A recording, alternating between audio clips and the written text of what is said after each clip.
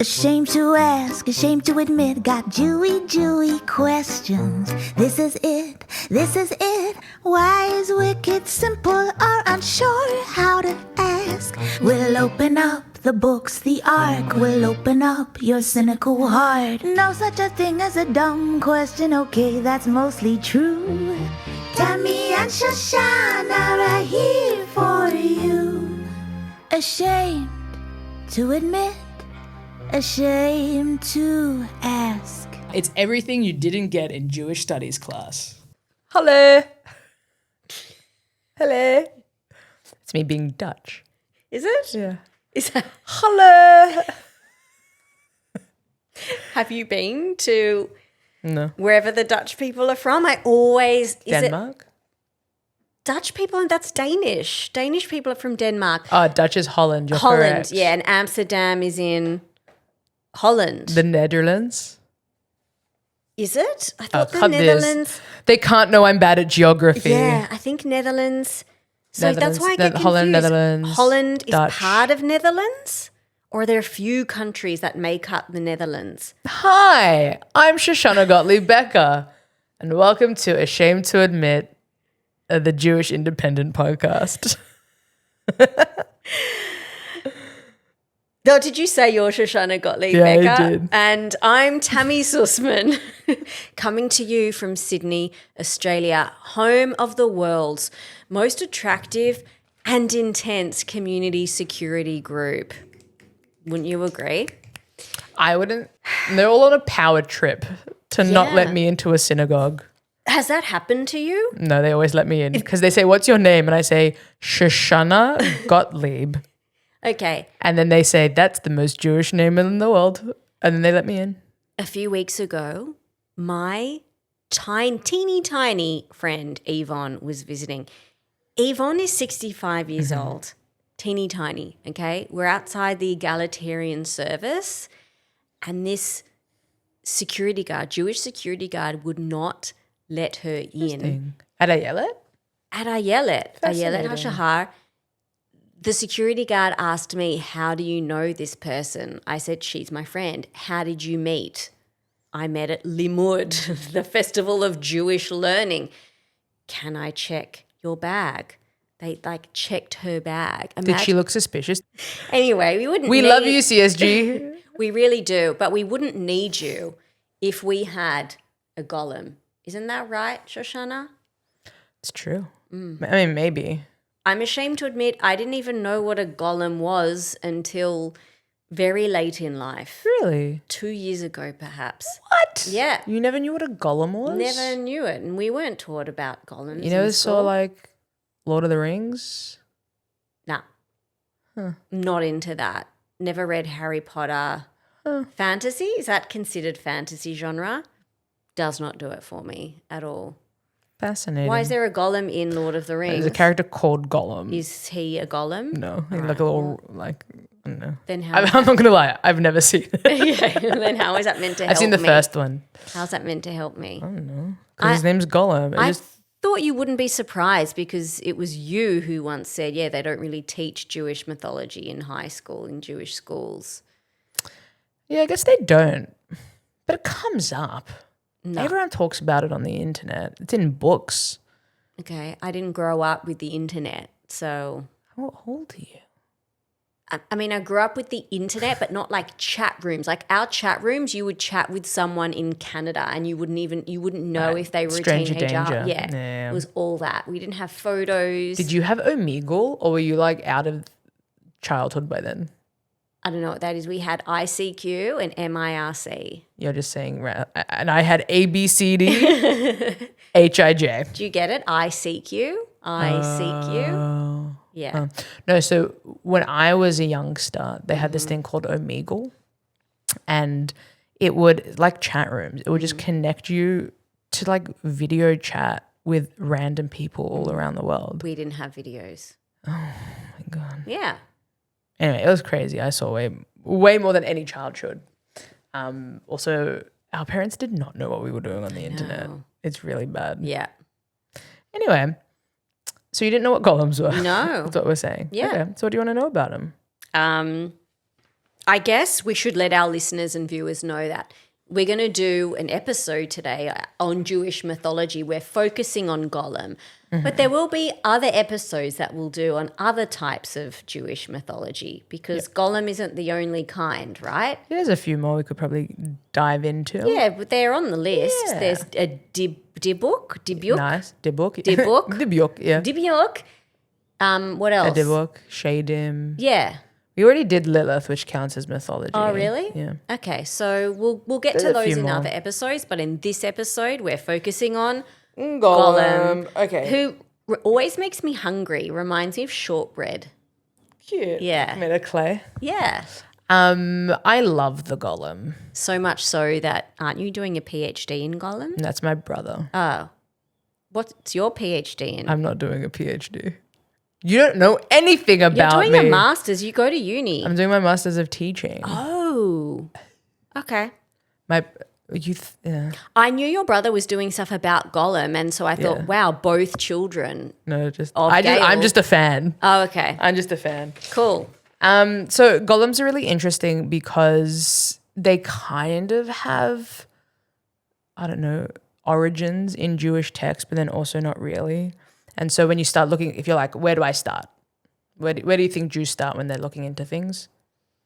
The Torah. Nice. So when you look, not in the Torah, then you then you look in the Tanakh, right? Because we've done the Jewish bookshelf. We know what's the Tanakh again? Remind me.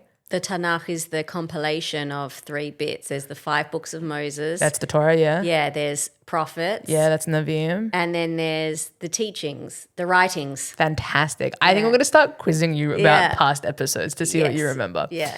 So fantastic. So we find the word golem or the root golem one time in the entire Tanakh, which makes it one of my favorite things in the world, a hapax legomenon. What is a hapax legomenon? Fantastic question. Thank you so much. I set you up for it. A hapax legomenon is a word that appears one single time in any canon of work. And so hapax legomena is a word that features one time in the Tanakh. My favorite hapax legomena is the word gvina, which means cheese. Yeah. It's found a single time in the entire Tanakh. Wow. And we figured out what it means because it's used later on in Mishnah. Right, what's the Mishnah again?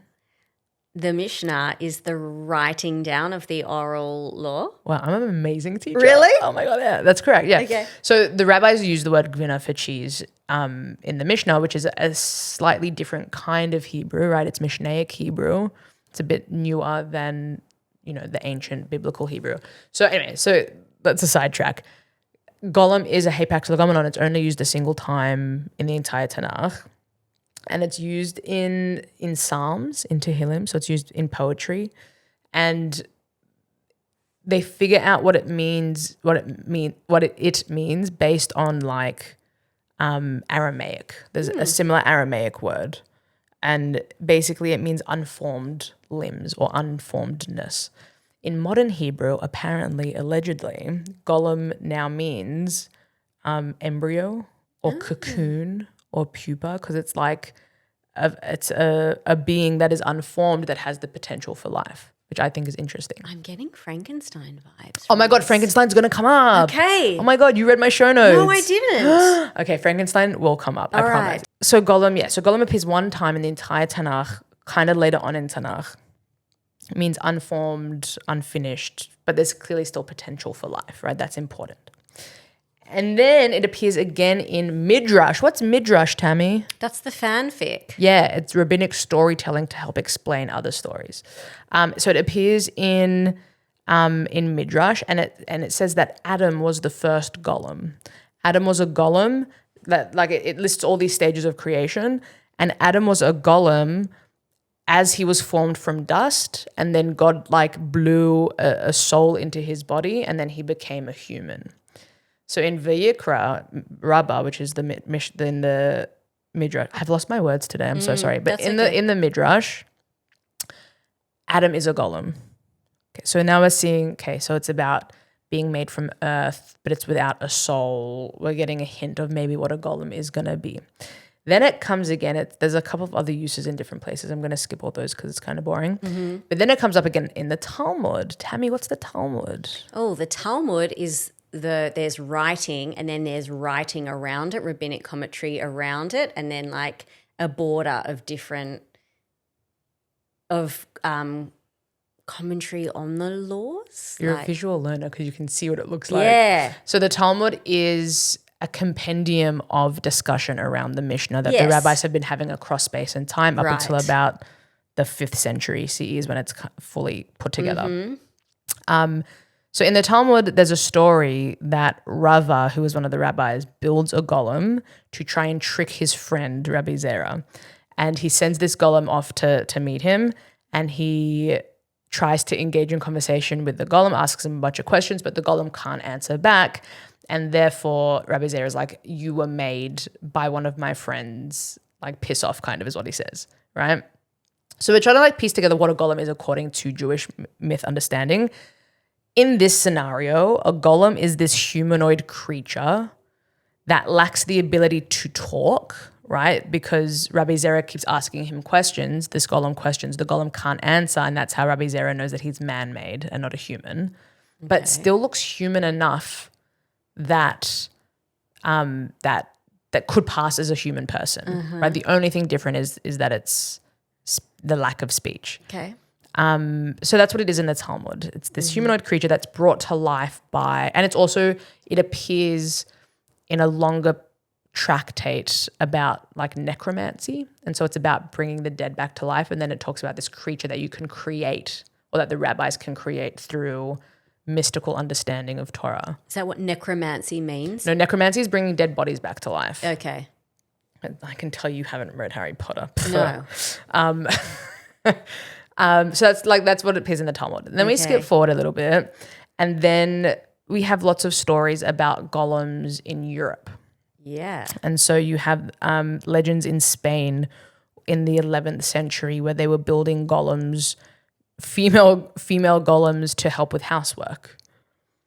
Right? So all of a sudden the golem isn't just a thing that rabbis can make, but it's also something that you use to your advantage, like a helper.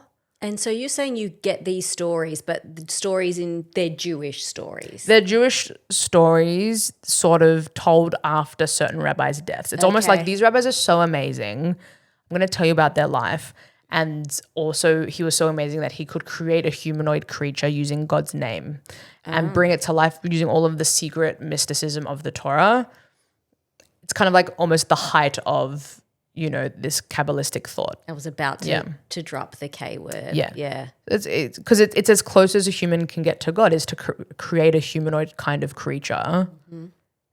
But in all these stories, the golem can't talk, right? That's kind of the thing that sort of sets it apart.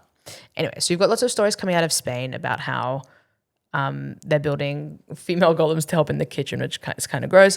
Then you've got this story that's come out of, I think it's in Chelm. Did I write it down? Yeah. There's a guy named the Baal Shem of Chelm, and he creates a golem. Hang on, where's Chelm? Chelm is just a town in like Poland. Chelm is actually really famous because there's lots of folk tales out of Chelm. Have you heard of Chelm? Yeah, from you. Yeah. From your T-shirt. So Chelm is the town of idiots. Yes. Which I love. Anyway, but it's also a real town, and the folk stories, it is thought the folk stories about this town of Fool started because actually there was a really famous yeshiva there, and like it's a university town, and so it's a town of smart people, and so they started making jokes about the town of idiots, and then it sort of turned into its own, like this whole thing. Okay. So there was a really famous rabbi in Chelm, and it said that he created a golem to help him with with the gardening and sort of all of this other work to be done, and then he was worried it would get too strong, and so he decommissioned it and sort of put it to sleep, and then we didn't hear from it again. And so there's all these stories that sort of pop up across different parts of Europe, right? So like Eastern Europe, Ashkenazi stories, but then also Sephardic stories, different focuses on each story. So sometimes it's about, you know, that the Kabbalistic focus of figuring out how to emulate God and bring things to life, and then also it starts to become about protection and things like that. But the most famous golem, the one that we love, the one that let me hold it up. If you're watching this. If you're not watching, jump on YouTube or Spotify. Shoshana is holding up a tapestry if you are watching or you're not watching, if you are watching. Oh, sorry, what did I say? No.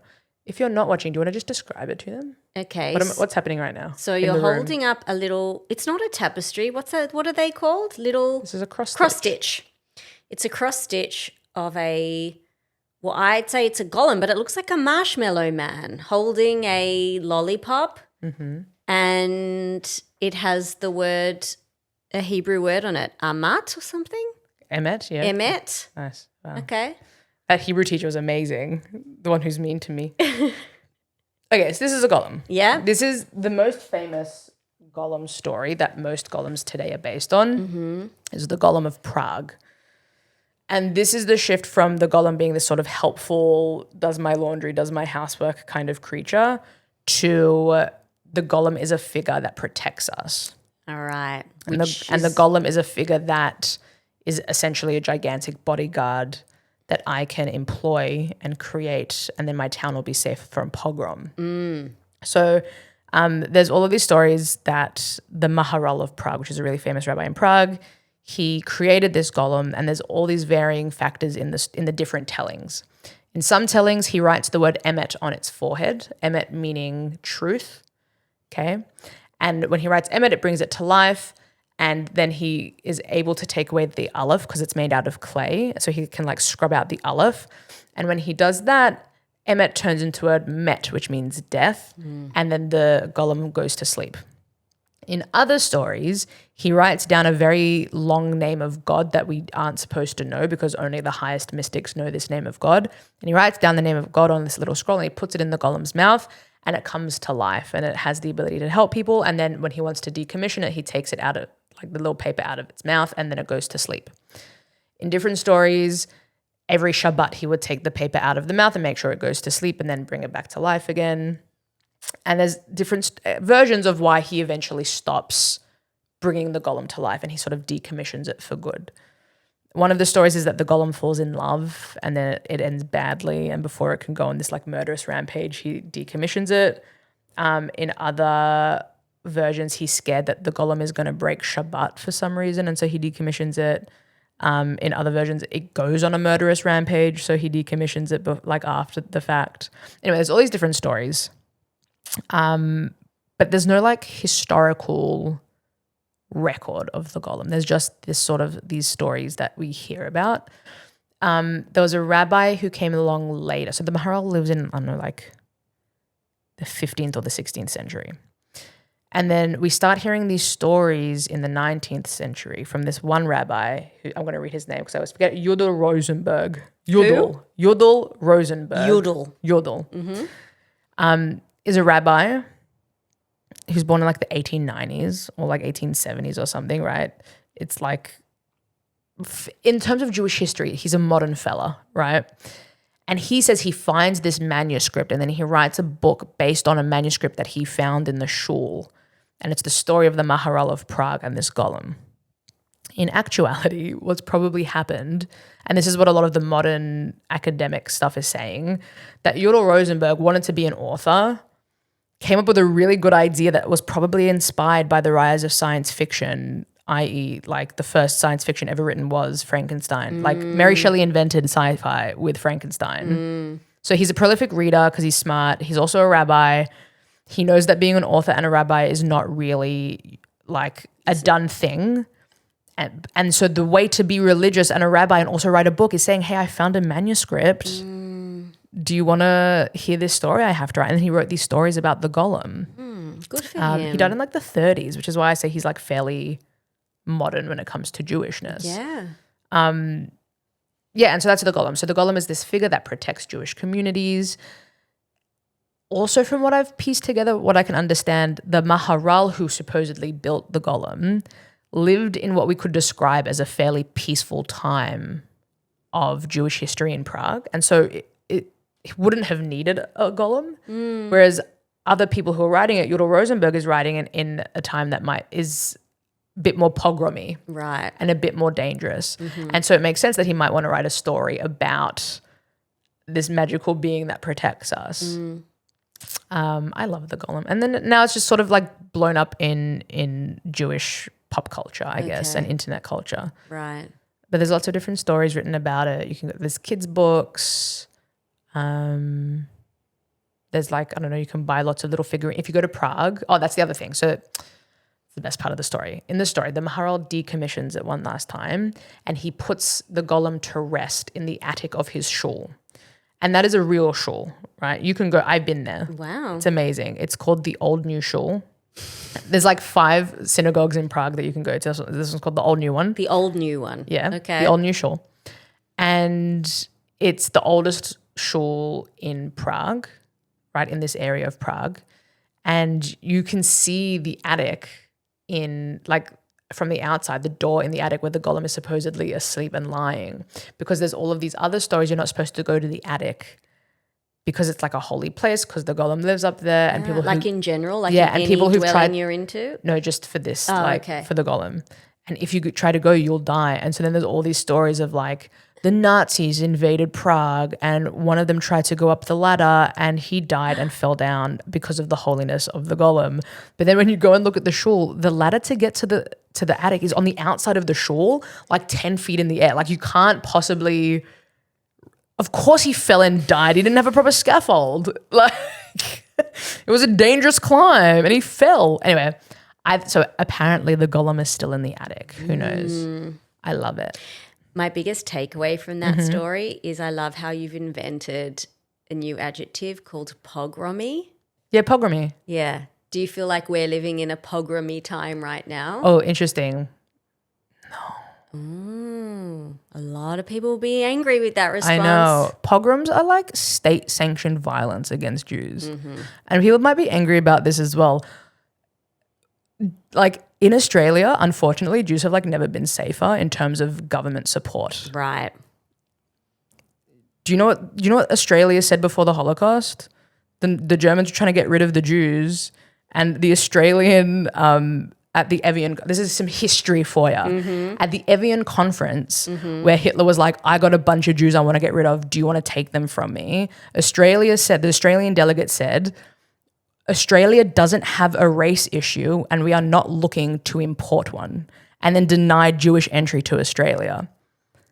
So like Australia's like, compared to that, Pretty fucking great. We're doing great. Yeah. And yes, socially things have shifted, but pogroms are like state-sanctioned violence. Right? Like we don't have that. Unfortunately. Like no, we don't have that. And yes, it's hard to be Jewish. It's hard to be visibly Jewish. And I say a lot, actually I say this all the time, religious people bear the brunt of anti-Semitism. And I think it's something that young, more modern Jews are starting to deal with because they feel like they have to put their Magen David away, right? But religious Jews have been dealing with this their whole lives. If you wear a kippah regularly, you've been verbally, like the first time I experienced it was I was 5 and my dad was wearing a kippah in like on Bondi Road and got verbally abused by someone, right? Like the more religious people are feeling it, and like I'm going to sound so cynical, but like I'm sorry that you're finally starting to feel anti-Semitism that's always kind of existed in a society, but the government isn't the one doing that. And we are not experiencing pogroms in Australia at this point in time. It is not pogromy at the moment. It's not it's not pogromy. All right. They're not pogroming. Okay. Yeah. I didn't expect to go on like a whole diatribe about anti-Semitism in Australia. I love it. I didn't know I was going to bring up the Evian conference. I feel like, is the Evian conference, does it have anything to do with Evian water? I'm assuming the same place in Europe. Is it the Netherlands? Is Evian No, I don't think so. Holland? I think like Switzerland. Oh, no, let me look it up. Fact check. Pause the clocks. All right, we're going to just look up. We're just going to have a brief geography fact check, and then we're going to get to our favorite segment. Oh, it's France. Oh, Evian's I was in close. France? I said Switzerland. They speak French there. Evian. All right, so... Anyway, so that's the golem. Any other questions about the golem? You kind of just accepted everything at face value. I accept everything you say at face That's weird for value. you. No questions about it?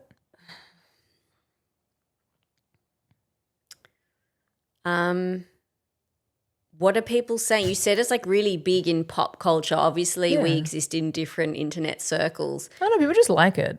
Why? The labubification of the golem, you know? Did you just think of that now? Labubification. Yeah. No, you can throw ification on the end of any word to make it a thing. Okay, so it's trendy. Yeah. I think it's people want fun iconography for their religion. I also think that there's something secular about folklore, even though the golem is steeped in religiousness, right? It's God's name that gets put in the mouth. It's a rabbi who makes it. It protects, Jewish community. It's based in a shul, all of that stuff. To be a fan of the folklore, it's still not tied to a religious text in any way, and it's not Right. asking for belief in a system or God. And so I think that young people kind of like fuck with that. Okay. But then also it's just fun. It's cool. It's like fun to talk about. It's cute to draw and make cross stitches of, Yeah. Especially in that form. Yeah. Yeah. It's cutie Especially pie. when it looks. And then you go to Prague and then you can just buy all of these like little golem figurines. Can you? Yeah, they sell it's like a tourist trap. They sell like little golems everywhere. I kind of hate that. I love it. I have like 5 of them. No, I hate when they turn when like the countries that were or cities that were anti-Semitic then take our culture and turn it into touristy things that souvenirs they can sell. I don't know. Prague has kind of always liked Jews. Oh, Have you been to Prague? no, I'm getting. I made Prague- that statement. I don't know how true that is in terms of like historically how they treated their Jews, but if you go to Prague, all you see is Franz Kafka, who is buried in a Jewish cemetery, like one of like the most famous Jews, I would say. Right. And Prague is obsessed with Franz Kafka. There you go. Obsessed. So like, there's one Jew they like. Okay. Prague is in Czech Republic. Yes. Right? Did you have to look that up? No, I just always get it confused with Budapest. That's Hungary. Yes. That's where I'm from. Hungary, not Budapest. What are we calling it this week? What do you can choose this time?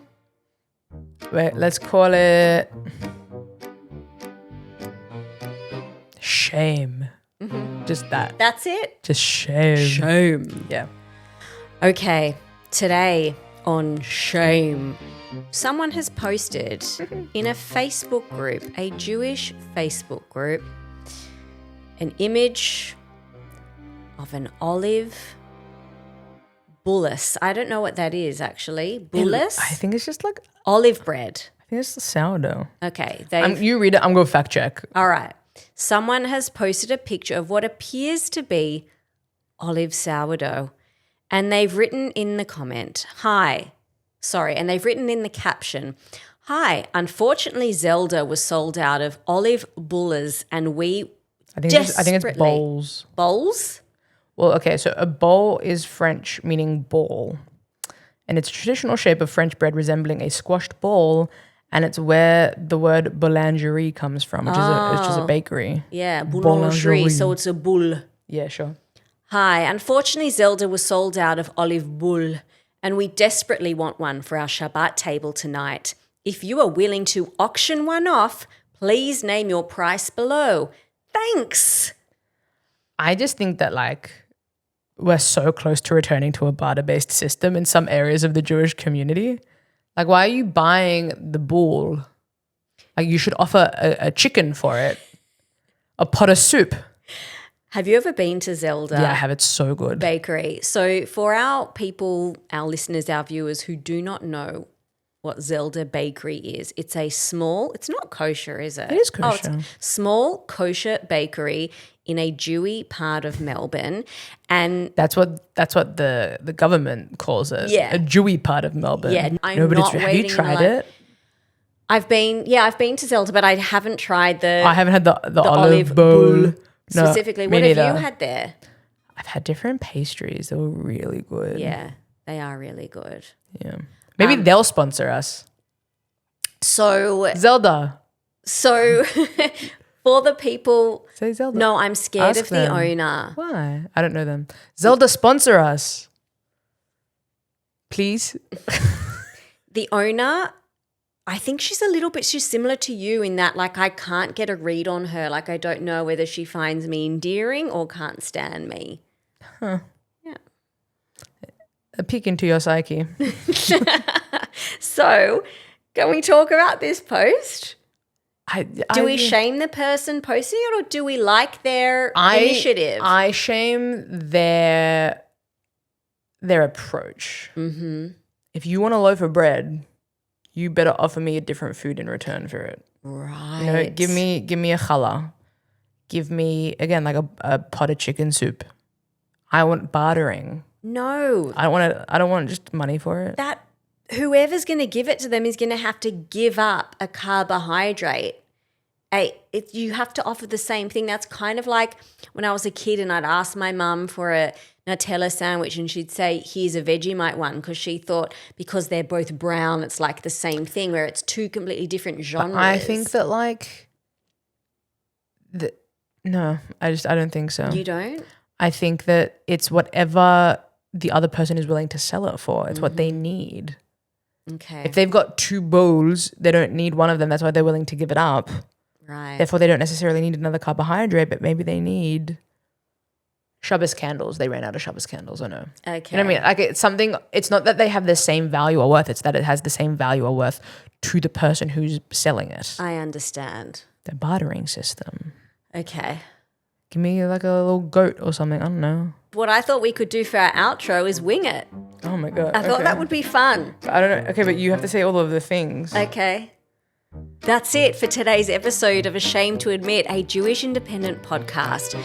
You've been listening to your co-hosts, me, Tammy Sussman. And me, Shoshana Gottlieb Becker. If you've enjoyed today's episode, give us a rating or a comment down below. The person who helped us create today's episode is Alex from Alleyway Productions. We should not wing these. And the person who sung the intro song is Saria L. And there are more credits in the show notes. Fantastic. Thank you so much. Bye, everyone. And see you next week. See you later.